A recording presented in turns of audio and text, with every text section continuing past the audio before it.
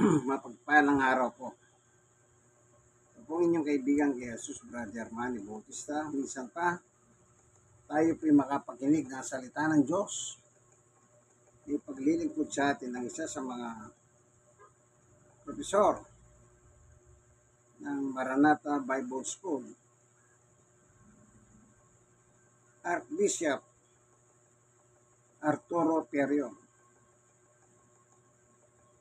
Siya po ay doon sa AATF Malagasang, Imos Cavite siya namumuno po. Pakinggan natin ang kanyang mensahe. Ito po'y ginanap doon sa Camp 2026 na kung saan ang kanyang tinatalakay ang tao, ang kasalanan ng tao. At kung saan siya pupunta after na siya mamatay. So dito pagliliwanag po ni Archbishop ang biblical teaching. Ito'y magandang aral ito Biblical teaching. Kumbaga, hindi niya aral ito. Kinukuha niya po sa mismo sa Biblia ang kanyang sinasabi. Kaya hindi po tayo pwedeng magsabi, nagmamagaling yan. Hindi. Lahat naman po biblical. Okay, pakinggan po natin siya sa kanyang pagtuturo sa kasalanan kung saan patutungo ang tao after death. Yan. Sana makapulot po kayo ng harap. Palakasin kayo ng Diyos sa inyong pagkataong loob. Narin pa ba kayo? Maaalala pa kaya ninyo ito? Pag naglunos kayo, may kaunti kayong maalaala. Pero pag hindi kayo naglunos, baka 5% lang maalala nyo. Efeso 3:16 po ang teksto. Efeso 3:16. Sabi ng mga psychologists, pinakamataas pag hindi ka naglunos, 10%. Pag naglunos ka, umaabot sa 60%. Ang natatandaan mo sa iyong narinig. Hindi mo pa binabalikan yung notes mo. Na-increase na ang capacity ng memory. Dahil sa sulat, hindi lamang napapagiging mo, ginagawa mo pa. Amen. At yung ginagawa ay mas matagal na nananatili sa subconscious mind ng tao. Yung kanyang ginagawa. Kaysa naririnig. Kaya, I encourage always my audience to take notes. Mag-take note to Ang tawag ko Sulat, palagi notebook. sa mga sa audience na hindi lamang nakikinig kundi nag-notes ay intelligent listeners. Amen. So, be an intelligent listener. Mas magpa-profit kayo ng malaki sa inyong naririnig kung kayo ay mag-notes. Amen. Kaya pagpunta sa kapilya, may Bible ka, may notebook at ballpen. Kaya ayos ng notebook para, kasi pag kapirasong papel lamang, pagdating sa bahay, may pagkakataon nagmamadali ka, malumukos yun. Para gamitin, wala na ang notes mo. So, ang ganda ng notebook na maliit ay permanently. Sa 1 year, you can fill a notebook. So, in 1 year, ma-review mo ang napakinggan. So, make it a habit. Mag-notes kayo. Yan na. Amen. Magsulat daw po tayo. Dahil ang alagad, ang tawag po ay learner. A disciple is a learner and a doer. Amen. Kaya tagapaginig siya at tagagawa. Yung nakikinig, hindi sinasagawa. Nanluloko yun. Hallelujah. At sabi sa Santiago, ang niluloko niya ay ang Sarili. kanyang sarili. Yan ang pinakamasahol ng manluloko.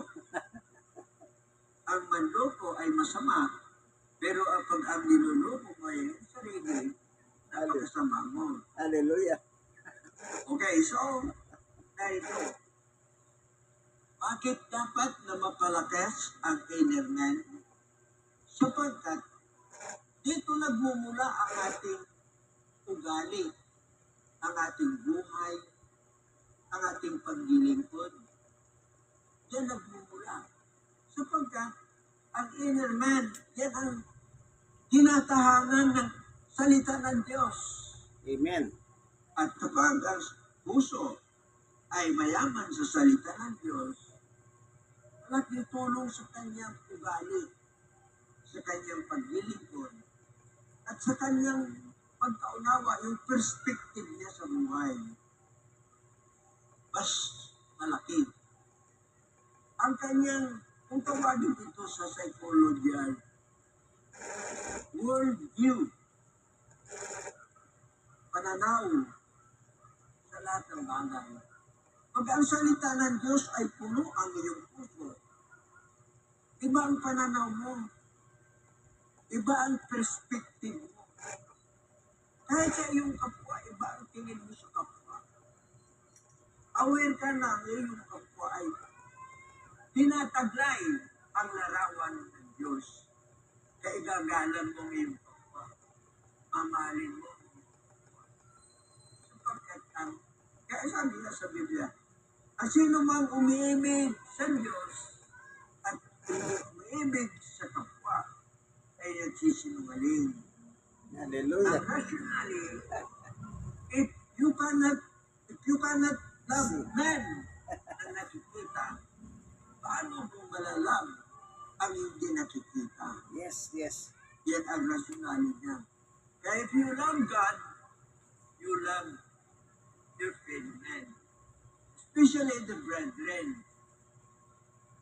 We love the brethren. Sa nagbayan sa Biblia, he that loves the brethren willeth eternal life. Pag hindi mo mahal ang mga kapatid, wala sa iyo ang eternal life. Yan. So, ang sabi, may God strengthen your inner man. Kaya ang inner man, kapag na-strengthen, may laban ka sa buhay. May laban ka sa puso. May laban ka sa kasalanan. Sapagkat ang inner man, sa ibang lingwahe ito ng Biblia, yan ang puso. Kaya ang sabi, guard your heart, because from it flows life. Kaya physically, ang puso ay Buhay. daluyan ng buhay. Kaya pag tumigil yan, hindi lahat. So spiritual ay tuturin. Na from the heart, naroroon ang inggit, naroroon ang tukso, naroroon ang lust. Hallelujah. Kaya guard your heart. Bantayan ng puso. Ngayon, paano maingatan, mababantayan mo ang iyong puso? Ang pinapasukan ng puso, unang mind, kung tawagin sa psychology, ay gates. Eye gate, ear gate, nose gate, palate, yung paglasa. And then, touch gate. Kaya ang laman ng puso, kung ano ang nahihipo mo. Kaya mag-iingat kayo kung ano ang hinihipo nyo. Hallelujah. Dahil ay pumapasok sa iyong puso. At kung anong nasa puso, doon nagkikreate ng lust.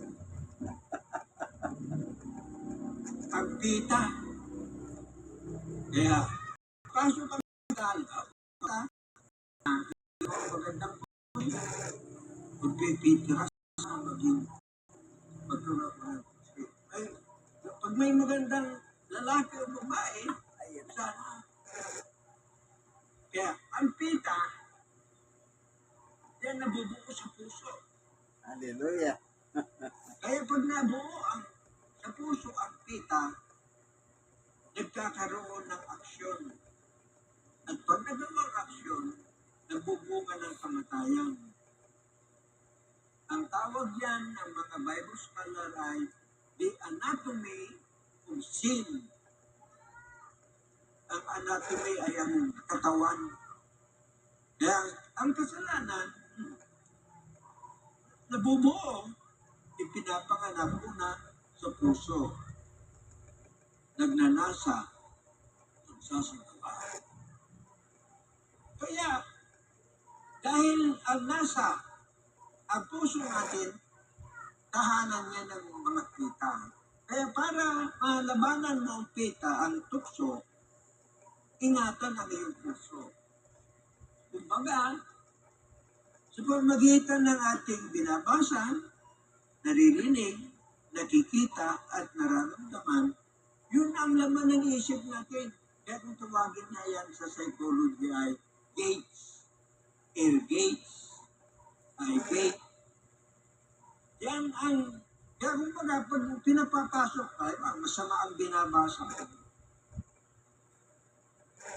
Ang iyong napapakinggan sa mga barkada mo masama, parang pinapayagan mo na ang iyong garrison ng puso napapasok ng kaaway. Hallelujah. Kaya pag napasok yan ng kaaway, matatalo ka kumbaga sa iyong kampo ay pumasok ang kaaway. Hindi na sa labas ang labanan, sa loob na. Kaya ingatan ninyo, pagwardyan ninyo kung ano ang inyong naririnig, ang inyong nakikita, ang iyong nababasa, at nararamdaman. Sapagkat yan ang laman ng ating puso.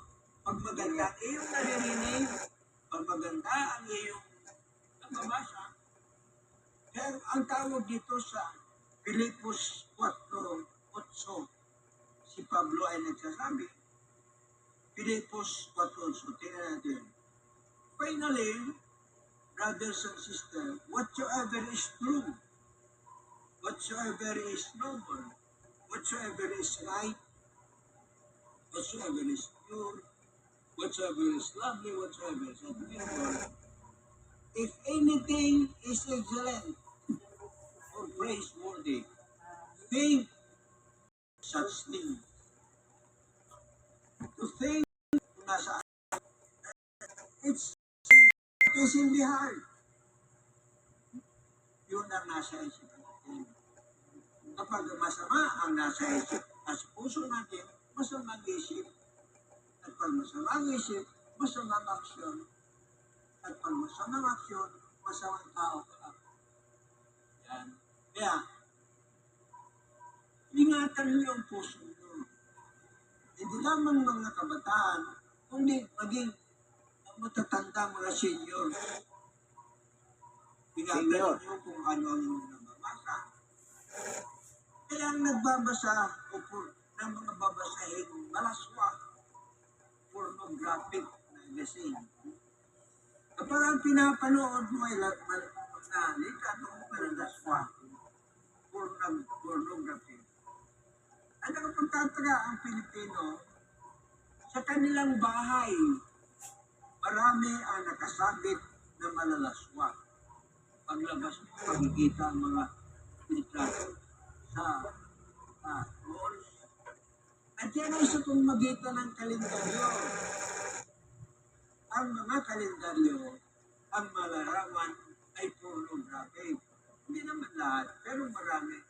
Kaya mag-iingat kayo sa kalendaryong inyong binibili.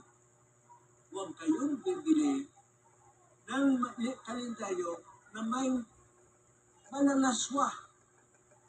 Mga babaeng kulang sa damit. Tinuturuan mo ang mga bata na magpapanood sa malaswa. Mayroong manayong kalendaryo ang 4 months. I would advise ng ating media Kasi ay narinig ko yung mag-produce ng magandang niya, kalendaryo tama niya. na May inyong araw bibilhin. Hindi regalo ng check. Bibilhin ninyo dahil may halaga ang pag-imprint yan. Kaya siguro I advise the media department produce a calendar to as much as possible to supply our membership. Pero may bayad yan. Huwag kayo, dahil ang pagpa-imprint may bayad yan. Yung tira ni Manel kagabi, Pag ang insik ang magbigay, bumili ka ng marami ng kalendaryo. Pero yung kalendaryo ang litrato, usually, mga babae na kulang sa damit. Dahil yun ang gusto panuorin ng Pilipino. Tayong fourth watch, hindi na bibili ng kalendaryo na mahalay. Kaya I would suggest sa media department, mag-produce kayo ng kalendaryo. baka wala yung pusa, ay yaso, Reasonable para price. ano. Huwag kayong manghinayang sa bayan. Dahil Mahinay na sila eh. magbayad dahil may halaga ang printing yan. So, mga kapatid, balik tayo sa ating teksto. Ang inyong pagkataong loob ay palaksin. Sapagkat ang pagkataong loob, yun ang nasa puso natin, ang puso. Bago agyanin yan, huwag niyo papasukin Ako na yung ang aso, mahalay, baka wala ko ang mga muna. marahas. Pero ang sanlibutan, ang sanlibutan, hindi natin kontrolado. May mga panuoran na ulit sa kanya na nakikita tayo eh. Kaya nga, hindi tayo pumapasok sa sini. Kasi dahil hindi lamang na-encourage ang mga mahalay na gawain, ang mapapanood mo ay mahalay. Ay makita Baka niyo wala may ko mga yung aso. movie. Dahil ang ating mga movie ay kontrolado ang laman. Wala mahalay. Wala Tapusin mo mabit. lang ito, gagawa ko ng pagkain yan. Malinis. Kaya, ang movie ng sanlibutan, hindi na po. Sapagkat ang sanlibutan. Kaya pag ikot-ikot mo at may makita ka na mahalay, wag mo nang limunin. Yung makita mo, walang magagawa eh. Pero pag luminon ka, o tumigil ka at panuorin, doon magkakasala. Pumapasok ang kasalanan. Kaya, pag malagad, may nakitang malay, huwag mo nang balikan, huwag mo nang limunin, huwag mo panuorin. Sapagkat, you are doing disservice yourself. Pinapapasok mo ang kalaban. Kaya ang digmaan ay wala na sa labas. Nasa loob natin. Mahirap pag ang labanan ay nasa loob. Mabuti kung sa labas na may laban ka. Kaya ingatan, guard your hearts. For out of it is the flow of life. Ingatan ninyo ang inyong puso. So, yan ang tungkulin natin. At ituturo natin sa mga bata. Ipag-ingatan na ng nababasa, naririnig, nakikita. Kaya yung evil friends, ang masasamang barkada, nagpapasama sa ugali. Tama yan. Kaya tuturuanin ng mga anak na piliin ang barkada. Tama. May kasabihan sa English, show me who your friends are, and I will show you who you are. May kasabihan pa, birds, the same feather, Together. together. Hindi mo makikita ang uwak, sumasama sa tanak. Puti at puti, hindi sumasama yan. Kaya kasabihan na, birds of the same feather Shooting. flock together. 3 months. Kasi kawikan pati Pilipinas, Spring. Kapatid niya. ang kaparin, 3 months. ibon, siyang magkakasama. At sa Biblia naman, ang masamang kasama, nagpapasama na ugali. Kaya mga bata, tuturuan, piliin ang bata. At maging sa pag-aasawa.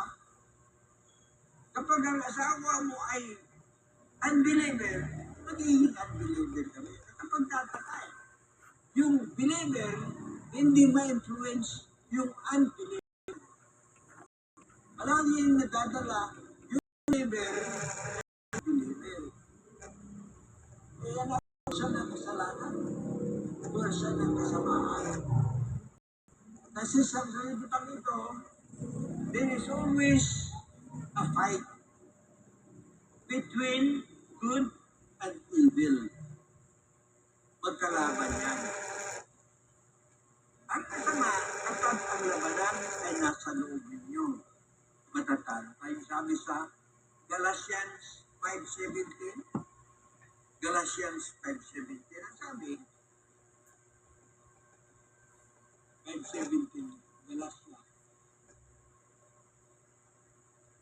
For the flesh desire what is contrary to the spirit, and the spirit is contrary to the flesh. They are in conflict with each other, so that you are not to do whatever you want. Sa Tagalog lang, tingnan natin sa Tagalog.